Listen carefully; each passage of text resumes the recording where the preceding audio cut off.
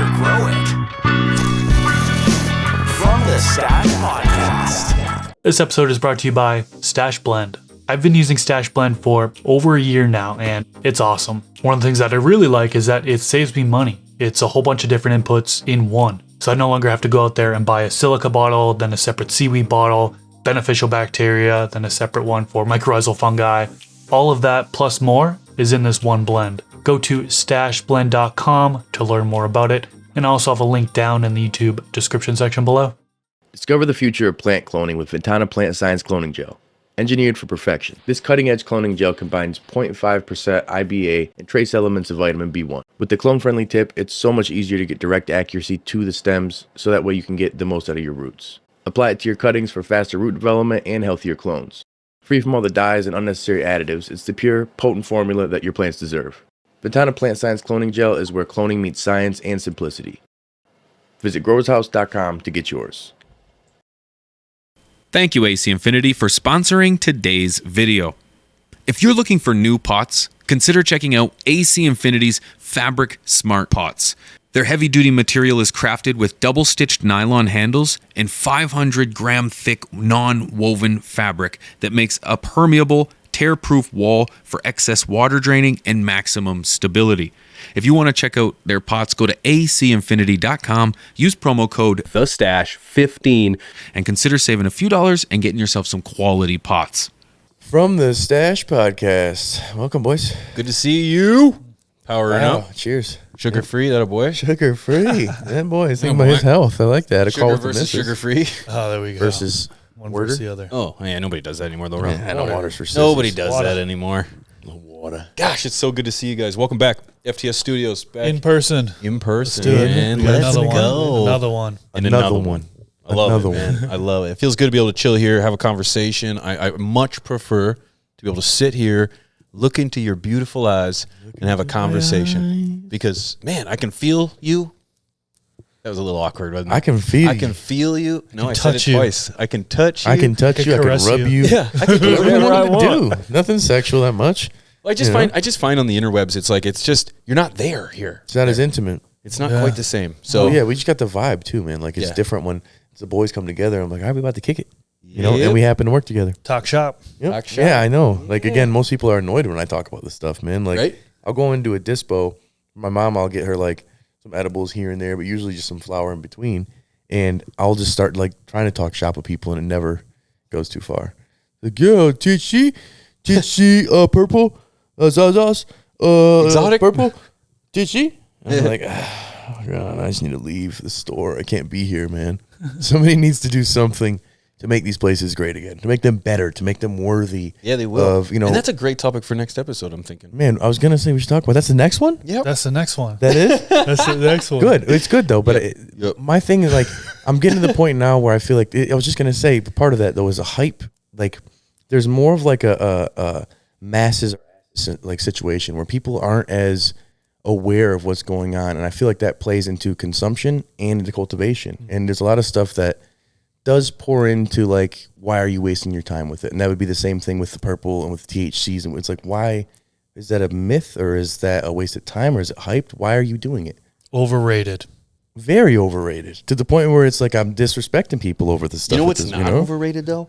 Our Patreon members, man, because boy, they have supported us time in and time out for these episodes. And I just real quick wanted to give them a huge shout out. Shout out to everybody who's on Patreon at patreon.com/fromthestash.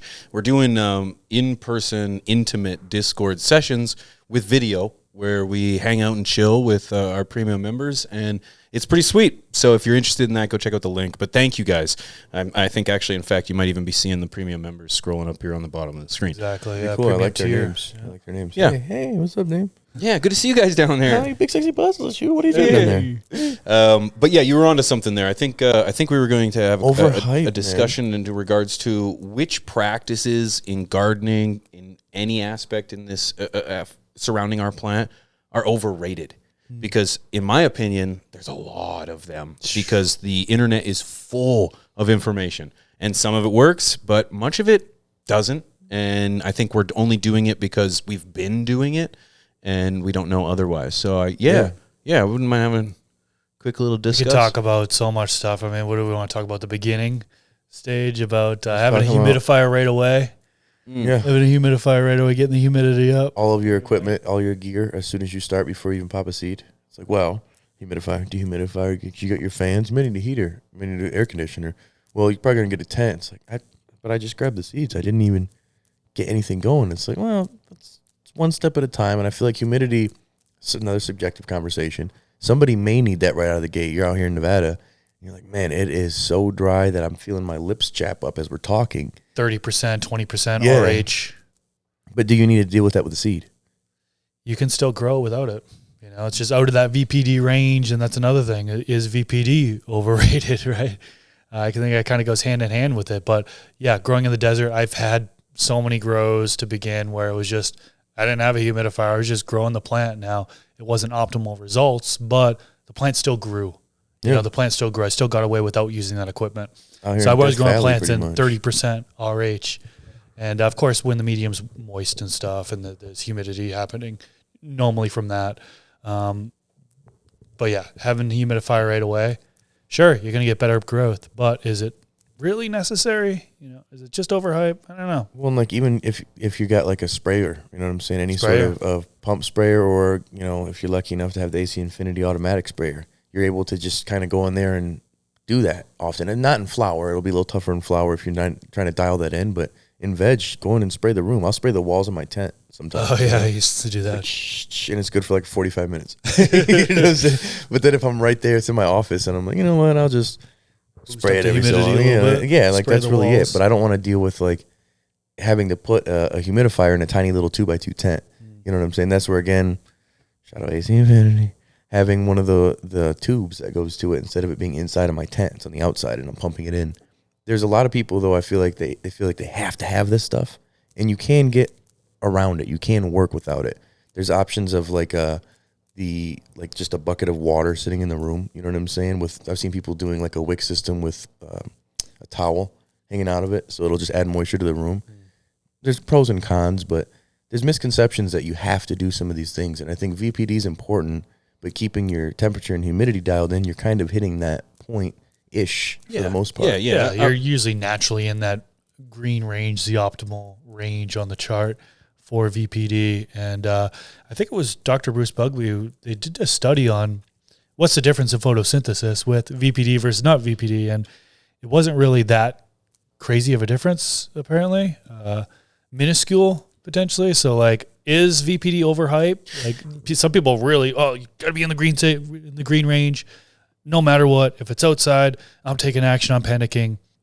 Do you really need to panic when your VPD is outside of that ideal range? No, I don't think so. Right. No, you absolutely don't have to. And I do think it's overrated because it's not like you're just taking the VPD out of the question. It's not like it's just gone. Once you dial in your heat, your temperature, and your humidity, you've got it. Like, you're there. The VPD is there. It's still there. It's not gone. It may not be at the exact optimum level. Like, that's right. those And arguments of can you be better with it? And of course, there's optimization, but like, is it necessary? Is that needs to be a focus? Do you need to be measuring VPD and make sure you have a controller 6.9 set up, or make sure you have a pulse or something like that? No. I don't think it's mandatory, man. I think you could, like, If you're in your first grow, hell no, not your that's first one less grow. thing you need to really worry about in your right. first grow. Worry about everything else. Dial and in that temperature. Circle back to VPD in the Yeah. future grow. That's where now, like, as you're becoming, a more experienced grower, you get into the point where, like, oh, I'm going to have these extra little incremental things to increase. You have to have success that's, measurable, so to speak, at a certain point, unless you're just a hobbyist. But that's when you may get into increasing this percentage or that percentage, things that are going to necessarily be a major component, but it's enough where you have incremental growth that's still measurable. And I can see how it makes sense for some people, but others, it's not a massive difference. I mean, the amount of difference in your yield, I don't see being as big of a deal. I think maybe those who are doing it for like vapor pressure deficit or like negative air pressure in their tent to be able to mask the smells more, maybe that could be more logic. But for plant growth and how the plant's going to grow, yeah, it'll help, but not enough that you need to stress. Yeah. I think it that's just subjective. You're adding to the equation. I think we beat that horse. Beat the hell out of it. One thing I think is overrated is chasing the latest genetics. It's 2024 right now, and getting the idea in your head that I have to have permanent marker, that I have to have runts, that I have to have the shirt hottest, cream, yeah. that I have to. You don't. I kind of live in the 2010s and 15 or so, and I still don't mind the White Widow. A little earlier than that, but the White Widows, the Green Cracks, the Coughs, the cheeses. You're going to get a lot of bang for your buck. And you're not spending hundreds of dollars chasing the latest genetics, because let's face it, you're going to be paying premium price for the latest genetics, when in fact you could get something very comparable, arguably better, for much, much less. When I was choosing genetics, I would often Google cup winners. So if it's 2024, I would Google cup winner from 15. And that genetic is going to be significantly more affordable than something cup winning last year. And it's going to be more readily available. That's right. And it probably is going to be more stable, honestly, right. a lot of times. And you're not going too far back. I wouldn't say go for something from 1991. And maybe that's going to meet your profile. But what I'm saying is it's just not going to be as genetically modified as something from today. Well, and plus, like, you got to look at it, maybe 91 too, wasn't even far enough back, but... Well, it's like dialing in the genetics you have. I've known a lot of people who are like, man, I just can't get those terps. And then, like, over time, I check out what they're growing. I'm like, oh, you got ILGMs? That makes sense. I get it. This is why there's no terps. It's cardboard. Then they get new genetics, and I'm like, boom, your process is already good. This is fire. That case, I get it. But in most cases, it's like refine your process first and dial that genetic in and learn how to, treat that properly before you're going to go and chase this magical, better cultivar, because oftentimes they don't have the experience quite yet to be able to even give you the best characteristics out of those cultivars. So it's like, go back and work first on what you have. Grass is not always greener on the other side. And sometimes you'll go get those new ones and be like, man, what I had was way better. Should have just left these, I've had a lot of dank ones that I let go thinking that what was hype and hot was the next one to get. And it just was for some people, but for me, I was like, I don't want this strawberry margarita like ass nasty. Like, it ain't me, but that's the issue when you're chasing the next hot thing. It goes with equipment too. I think it goes same thing with equipment. What's the next hot thing? What's AC gonna drop? What's Vivo gonna drop? What's Spider Farmer? Like, relax, give it some time, because it's gonna sell out immediately, and then you're gonna be pissed off in the chat, being like, "Well, I waited this long for then it's gone." It's like you and a million other people, man. Mm-hmm. Like, slow down, give it some time. Chasing the hottest, newest technology, hottest, newest genetic.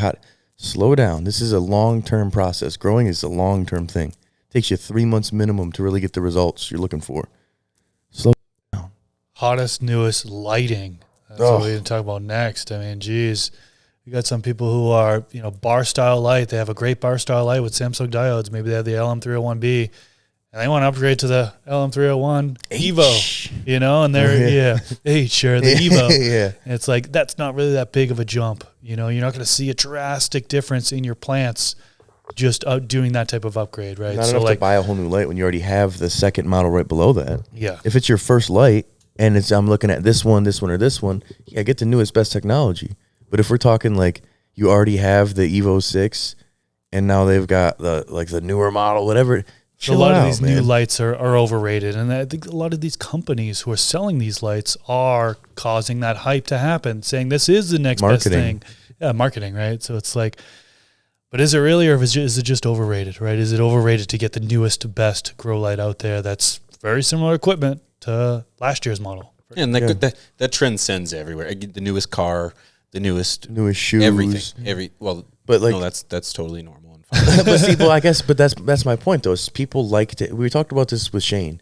Some people like to ball out. Mm-hmm. They want to stunt. They want to come and flex. And I got the newest, bestest, most stunner, most fantablistic ass dope. Well, calm down. You don't have to do that. I know people running CMH lights still to this day who are crushing it. HPS lights, crushing it. 100. Look at all the there's so many operations still running these lights. Well, yeah, and it's like massive. There's reasons I could see it when somebody has an argument of like, oh, well, the efficacy, like it's lower my electricity bill, sure. That's it fits better in my tent, like the footprint's better. Little things like that are big for some people.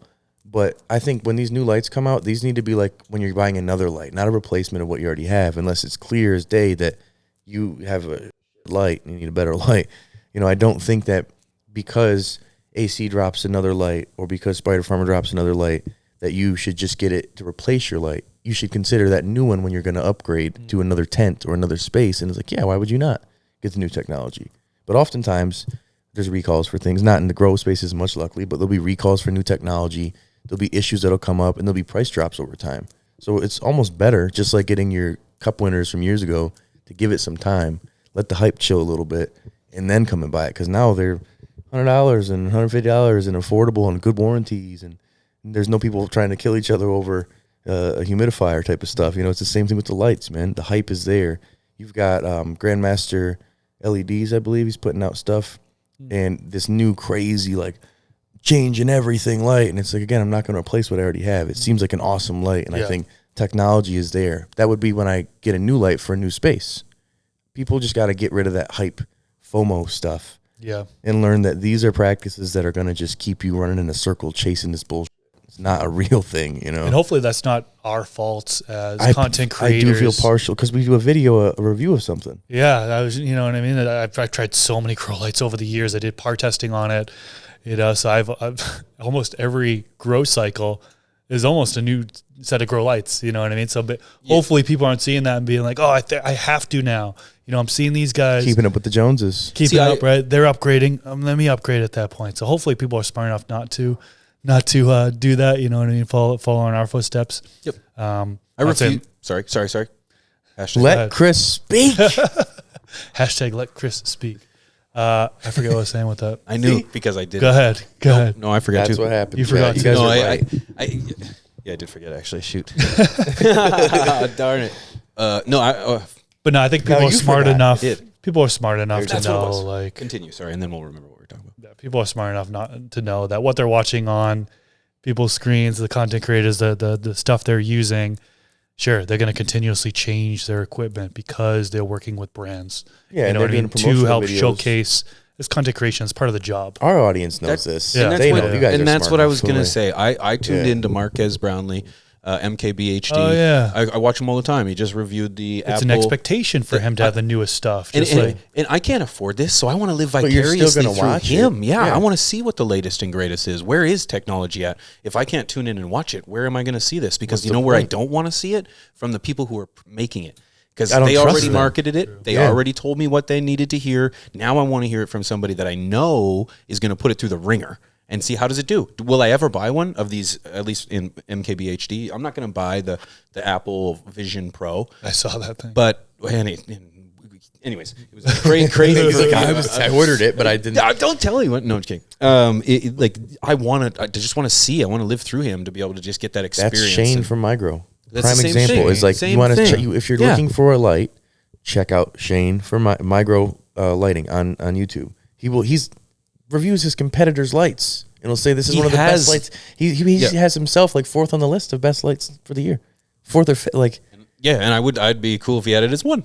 Like, you know, okay. But my point is like these are people that like they're gonna have new technology, so you expect them to have it. Sure. But at the same time, you have to have the due diligence to watch these videos, to learn what's going on, to see what's going on, to see if it applies to your garden. Same with genetics. Is like, are you in the position to pheno hunt this new unstable genetic to just see? Or like a very stable one. Everybody wants chill at OG. Are you ready to pop them now? Or do you want to just order them and have them sit and then potentially lower the germination rate as they sit in your bedroom and you don't take care of them properly? And they're like, Chris, I tried to pop them and they did. I was like, well, yeah, it was 150 degrees in your room, dude. Like, sorry. I think this is a prime factor of having that self-control and self-awareness as the consumer and the grower to know that you can't bite off more than you can chew if you want to get good results. Control yourself, control these urges, the dopamine pushes when you see new things, and do it properly in terms of like, well, I'm in the position right now I can afford it, or I was already going to upgrade. I already wanted to get something new, or my diodes were dying out. Warranty's over. Like, then it's the opportune time. The videos that come out from content creators or things on social media aren't necessarily things that are meant like, hey, throw away what you have right now. Buy this, or cut down those plants. Grow these ones. No, it's just people are excited about new shit. You think, I got another one. We got another one too. Oh, you go first. I asked the last one. I had none. I'm third on this one. It's like I was chasing genetics. Okay. All right. I got a couple, but I got a couple really good ones actually. But here's this one. Is stable drying conditions overrated? Yeah. Dude, I used to just dry in my bathroom. Stable. Ghetto. Back when I was like hustling, we'll say. Yeah. Allegedly. And dude, I didn't have anything, no hygrometers, no nothing. It was just a fan blowing against the wall, so it had air movement.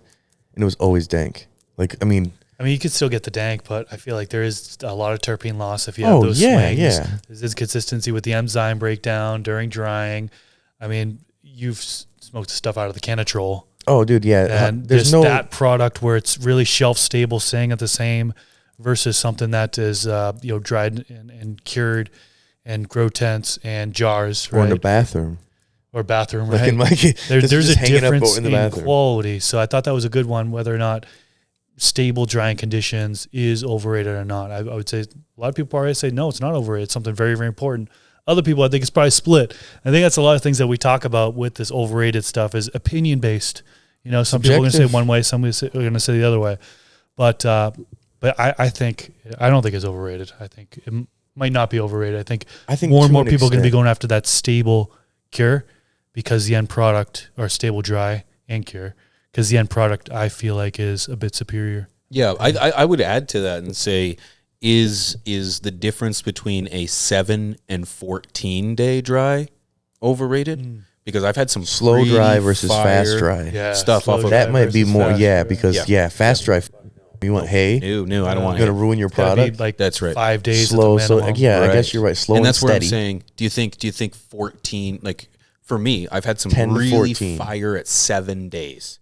Yeah. I don't think I've noticed a big difference at 10 or 14 if I can get it. And you have huge risk for mold. Huge, and over drying. Yeah. Like if it's like for me, if I'm leaving it that long, I'm afraid that's going to be over dried. So no, I would say if you can get it in that 5 to 7 day range, I would say a longer dry is overrated. The slower dry is important, but I don't think going over that 7 to 10 day mark is necessarily. I think your margins are minimal at that point. Well, even the temperature, humidity, 60-60, is that overrated? Right? I think that's what I was thinking when we said it. Is like because it wasn't so much the steady. It was just the fact that I didn't even pay attention to the humidity and temperature much. I just knew the room was right off of my grow room. It was like a lung room, and it was pretty close, And I had like 40 plants, so I'm just like, these ones are going in here, and the difference in there versus the tent, no difference. But it was all gassy, funky, dank, so that helped. But then thinking about it, it's like, well, it was consistent. It was steady and it was slow. It wasn't like one day I'm 30%, next day I'm 60%, So yeah, I guess you're right. I think that's one that it's not overhyped. I think the nitty gritty of it's got to be 60, 14 days. That's overhyped. Yeah. These specifics of like, if it's not in canitrol, it's garbage. That's overhyped. Or if like you're guaranteed you're losing all your terps, that's over. Those are these things that are like definitive. This is what it is. That's the shit I don't like in the grow space because it's so fluid, man. It's so, what's your variable? What's your scenario? Not like, this is what it is. Like, what was the bud structure?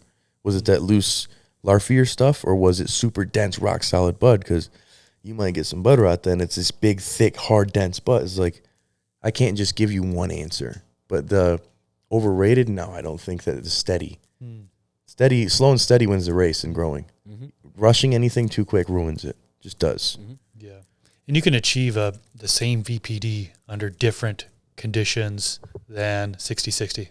Yeah, exactly. Right? It's just it's like about on the wind, or like that's the VPD argument is like, okay, I see then if you're trying to get the same result, you're doing that by utilizing VPD, and now you're at a different humidity and temperature because that's all you can get to versus, well, 60-60 is what it is. That's keeping you in the green range.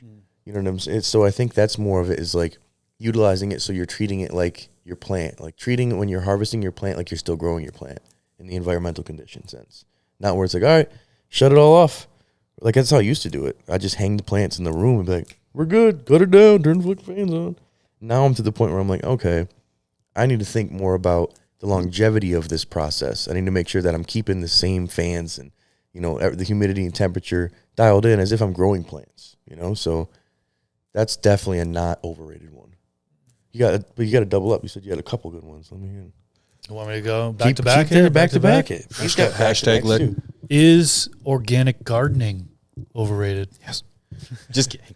Organic attitude to the gardening is, because again, a lot of these people be like, go organic. You scoop Gaia green into your cocoa. Shut up. Or down to earth, or build a soil. Like, no, you order the stuff that Jeremy's team already has sorted for you. It's called organic.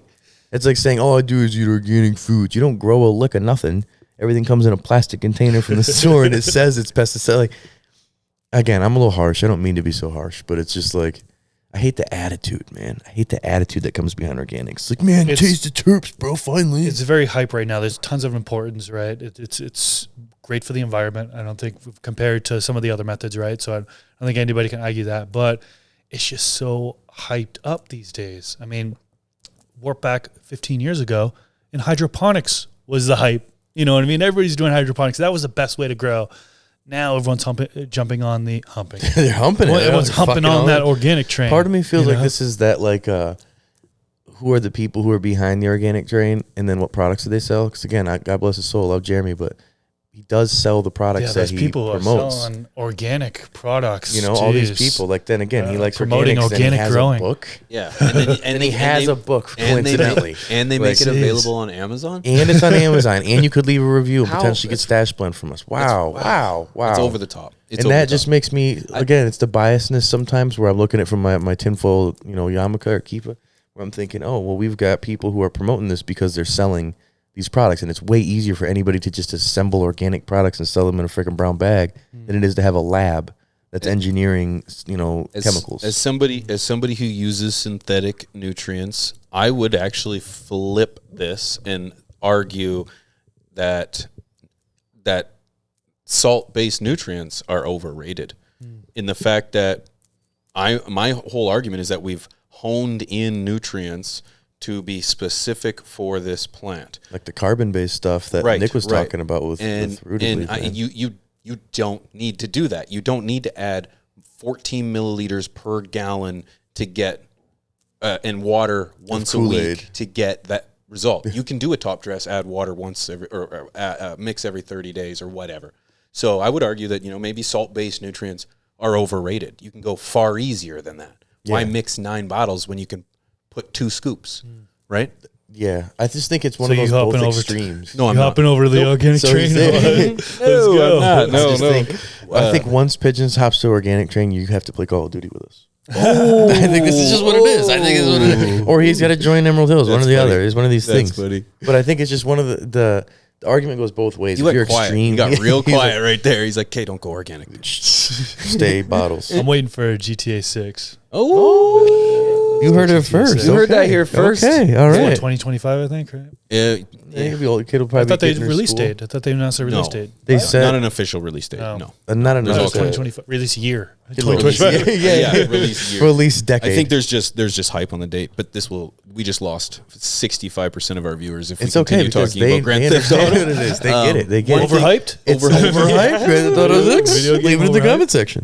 But if you do stick around. But I feel like this is the argument: is if it's too extreme, one or the other. If it's like organic or synthetic, it's like grow what works best for you. Give me the reason why you like it, and then if you're like, oh, well, look, I get good results, you're like, oh, you could from organic too. Like, then when you explain it and then they just deny it, then it's like, all right, well, then you're part of the problem. If you're just like, no, I don't want to do it, versus like, hey, I'm really digging my results. I've got a bunch of nutrients already. Yeah. I've been doing this. It's my routine. Pigeons himself has been doing this. Has shrunk his amount of plants to the point where it's like nothing. Versus before, you were working hard. Bottles too. What's what I'm saying? Like where it was like with Stash Blend. with Stash Blend, baby. But it was like working harder or working smarter. Sometimes you're just in the garden. That's your peace time. That's your relaxation time. So some people don't mind being there mixing the nutrients and water. That's my therapy. That's my zen. Exactly. Therapy. So My it's church. hard to then say, you know what? Do nothing. Do nothing. Do that once every Like, 30 whoa, days. You're gonna take away the hobby that I like about this part, you Right. know? So I can see that argument when it comes into place. But then again, once a week you water Stash Blend in teaspoon per gallon, you will still be in there every week. and there watering goes it, the other baby. 35% of our audience. I'm just saying, like, if you've got your process and you like it, you can't knock somebody else's process for it. And I think the hype is more about being biased to one organic or synthetic, more than just organic. But right now, heavy in the organic side, which I love that. It's cool. I think there's a place for both. Yeah. Precision growing.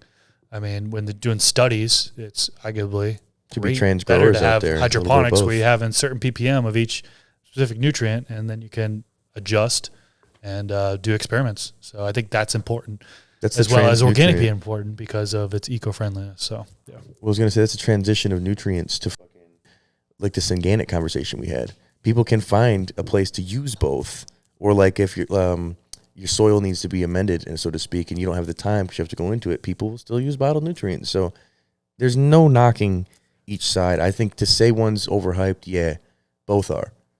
Both are overhyped. Pick what works good for you. Don't do either. Don't do either. Yeah, do not. Water only, no nutrients. I've never used nutrients. I was peeing them. Are fabric pots overrated? I think so. Yeah.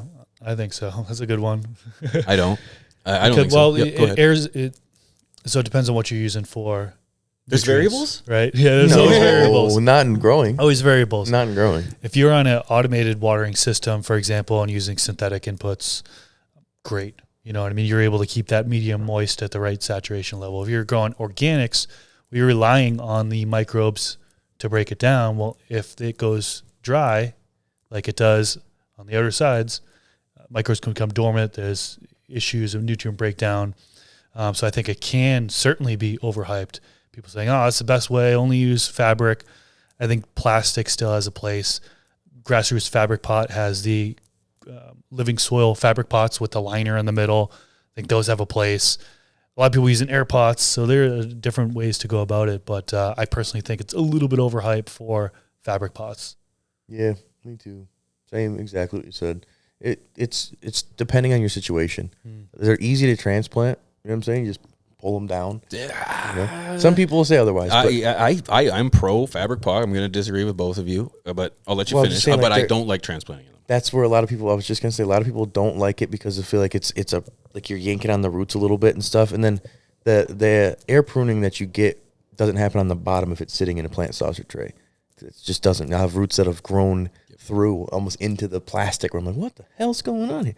So transplanting in that sense, sometimes you run into issues, but it depends on how you're going about it. Like I've had it where I can just roll it down the side if my root system is strong enough, and I could just roll that down there. Other times I do it and it just falls apart in clumps. So I guess you're right. Versus some of them, like squeezing a plastic pot, like trying to get it out of there. Some of them have like they're velcroed on the sides. Yeah. You can tear the velcro off and it makes it a little easier. That's actually I'm pro fabric pot. I don't think they're overrated, because I do think they have a place. But one of my biggest criticisms for them is getting them out, because the roots can grow in, because they grow through and get air pruned.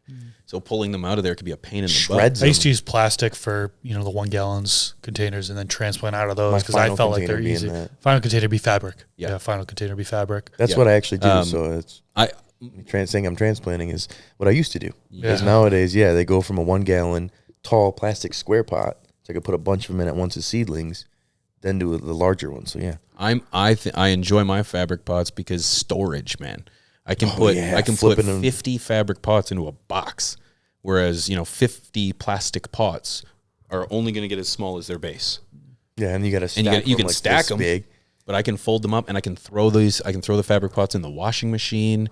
It's really easy. Take them outside and hose them down. But of course, there's variables, and what works for some might not work for others. I think that's the thing is like, it's different for different growers. They're going to look at it in different ways. If you're doing something like a organic soil, that would make your perception is a little different.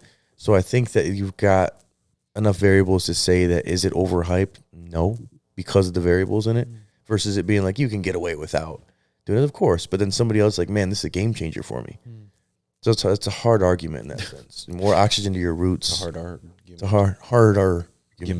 Good discussion though. Yeah. Discussion. I got another one. You guys got some? Yeah, go for it. Yeah. The when it comes to training, I've got one that I'm pretty firm on.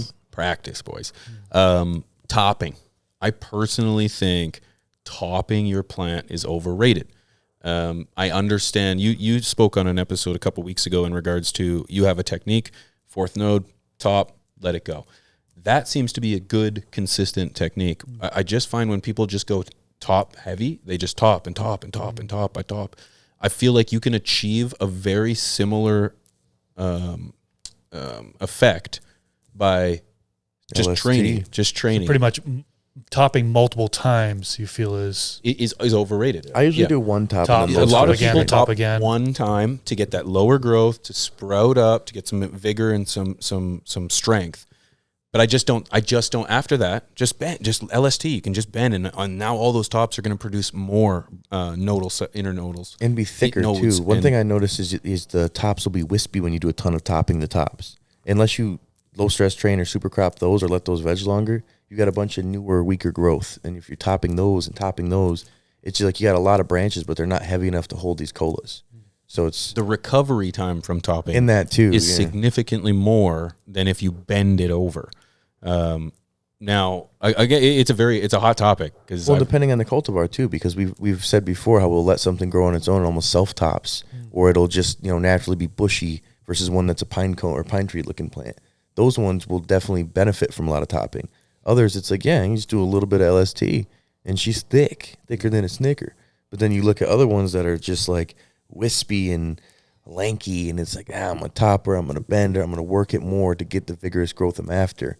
I think it's really different depending on the cultivar, not just the grow techniques, Because I've said that before where I'm like, I just low stress train. But then recently I topped and low stress train and I got better results. But it was this particular cultivar, Kind of reminds me of mainlining, because you're topping with mainlining. For those that don't know, the true mainline, from my understanding, is like each branch on there, you're topping it a certain number of times. So each branch is an even distribution to the colas, right? So if you top and then top those branches, right, you'll have 8 colas coming up, and it's all equal distance, right? So you're making it all equal. Is that overrated? I think it is. It takes a lot longer to get a true main line versus just doing LST. For example, you can flip the flower faster, basically. It looks really cool. It looks cool, but I don't think anything in regards to the even distribution on cola is that there's really a benefit in that versus just low stress training and having the branches not evenly distributed to each individual branch. The largest or the biggest argument I get about that is that when you start training, that low stress training is no longer low stress. In order to achieve, this is the argument, in order to achieve the same effects from topping, you need to train it so heavy that it's no longer low stress training. I don't disagree. I'll say, yeah, you're right, but it's not topping your plant. You're removing a top of that plant, a part that will flower, and it's got to be new growth versus strengthening old growth, making it hardier. Right. So that's that. Yeah, sure. So it's not. Let's concede it's not LST anymore. It's HST, but it's not topping, and that's why I think topping the low is just because it's low. You're keeping the plant low.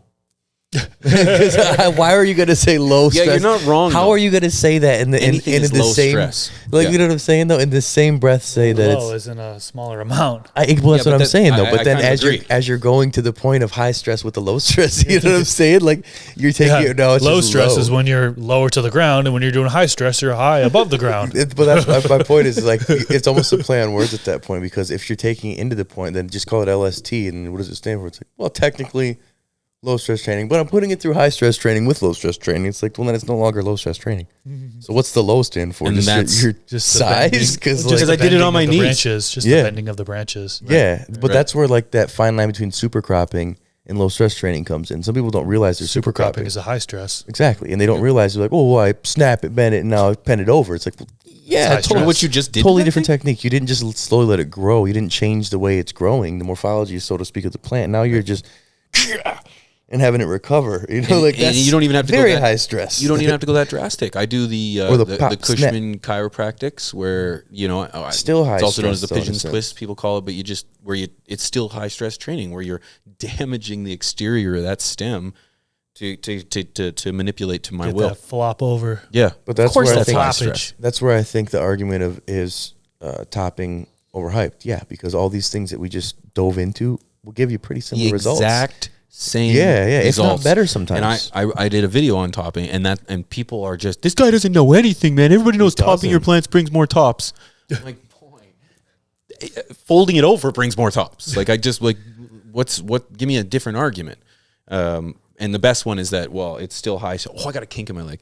The high stress training is the low stress training is high stress training. Yeah, sure. I can see it. I got another one then here. Hit it. One more. We talked about the drying, about long curing. DJ Short, 6 months curing his flower. People are like, no, you got to cure it 30 days before you even touch it. It's like, 30 days? So you're saying I got a 9-week cultivar, aka a 10-week cultivar? Because I got a whole another month and a half, because I got 14 days of drying? what? Like, no, I've never had any difference curing it that much longer, other than just this one that we smoked here, and it's not enough that it'd be like, ooh. It'd be like, yeah, I took super cardboard average terps, and now I taste a little something. It's faint. There's something there. But I'll just get past this genetic. I want something that I can dry in 10 to 14 days and cure within 14 days, and it's good. And then it's storage after that for me. What about you? We're going to disagree. You're the with each other. Canitrol. I'm one of the 30-day campers. At least I used to always be. That's what I'm saying. That's why I called you the Canitrol. After harvesting, after the point of drying, say I dry for 7 days, I wouldn't touch it 30 days until 30 days afterwards. Every time it was 14 days, and I'm talking tent drying, 14 days you consume it, like a green chlorophyll taste, you know what I mean? So like 30 days was always the safe side to where I didn't have that flavor. So, but now with the Canitrol, more stability and the drying conditions, I haven't really noticed that green chlorophyll taste 14 days after. I think it's just a better dry and cure now that you're getting out of it. So that way the day isn't as much. It's about the process. I do have inconsistencies in my tent drying. You know what I mean? And just that's the argument of lack the of enzyme breakdown. And maybe that's why, maybe a good, solid, stable drying conditions and curing for 2 weeks, maybe that will nowadays, Yeah.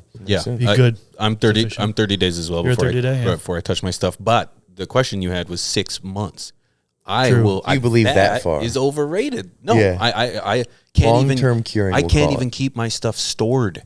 6 months? No, only if I don't like it. If I don't like it, I'll have it that long. I don't have an ability. Like the Grove bags are probably the closest thing that I have that'll get me that long, and I don't have them air sealed and stuff, and like, God, there's no hope in hell. I'm going to keep a product for 6 freaking months without diving in. Terpenes will volatilize. That's what the profile saying. Changes. It just gets arguably worse because you're losing. That's look where at the over stuff. time. Link's got this truffle butter that he brought, and it was funky for him there. We open it up here, and he's like, "What the fuck?"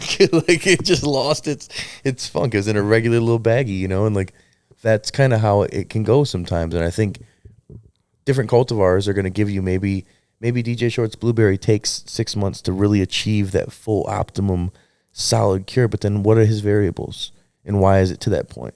Some people, they use it like the analogy of wine, like it ages like wine. I'd argue depending on how it's stored. Well, because like I've had stuff that I've had for over a year that I'm like, wow, it's still fire. And I've had other stuff that I'm like, damn, this is mids now. What happened? Or like you go to a dispo and it's always how old the bud is. They want fresher shit. You don't want it cured? Like, this was harvested 3 weeks ago. We want a cure, but the problem is it gets stuck in a bag. Cure. Yeah, it's stuck in a bag for. But that's why I think it's the preservation more than the curing. That's right. It's how it's done. Yeah, and it's not being preserved properly for 6 months, or maybe DJ Small. Who would you say? DJ Shorts. DJ Short. Small, my bad. DJ Small. He might have the ability to store it for 6 months. I like how you coughed right in the mic. That was he like turns his head. He went like this. He taught me. Wink has got me to this point where like my body has to move with the mic. I'm like, oh. Because we haven't messed up at all. We haven't messed up once, so I'm sorry, Jesse, to edit out that cough. But it was a solid gonna leave it because we just talked about it for 35 seconds. Leave it in there. Leave it. But honestly, boys, did you say you had another one? No, he wants it better. So honestly, I think we could go another hour and a half. We should. I This think is one. Let us know. this Comment one. section. What do you think is overrated? Because I know the things that we talked about, everything is kind of, it's on both sides. Somebody will be like, no, I love my fabric pots. No, I love hype genetics. I want the new. No, we already said that, right? 6 months to cure my. I want to sit and wait forever before I try anything. But I want to hear from you. We want to hear from you because this is a conversation I really feel like could go on for a few more minutes or for a lot longer than that. But what we think we didn't even get into. For us. We didn't even get into more techniques. We might have to do a part 2 then. We're gonna bring it back, but drop it in the comments. Let us know. What do you think is overrated? Also, what's not overrated is stashmerch.com. Stash merch. You can see right here. We got this one right here. We got a couple different designs we're wearing right now. We got some new ones on the way as well. They may already be available. May already be sold out. Who knows? But the biggest thing is we got some dope merch. Stashmerch.com. Stay tuned for it. Also, stashblend.com. Make sure you check that out. Being able to have our own product here like this, a great additive that you can replace multiple bottles of just wasted water and have a great product right here for your garden, organic, synthetic, even hydro now, which is crazy. Check it out, man. It's on Amazon. Leave a review if you get it off Amazon. But if you want to discount the stash, it's on Grower's House. That's how you cough right there. That's how you didn't cough right there. I didn't You didn't even know. So with that being said, it's your boy Rob, Mr. Grow It, Pigeons 420, Wink on the ones and twos, and you guys. Much love. Oh, yes. Peace.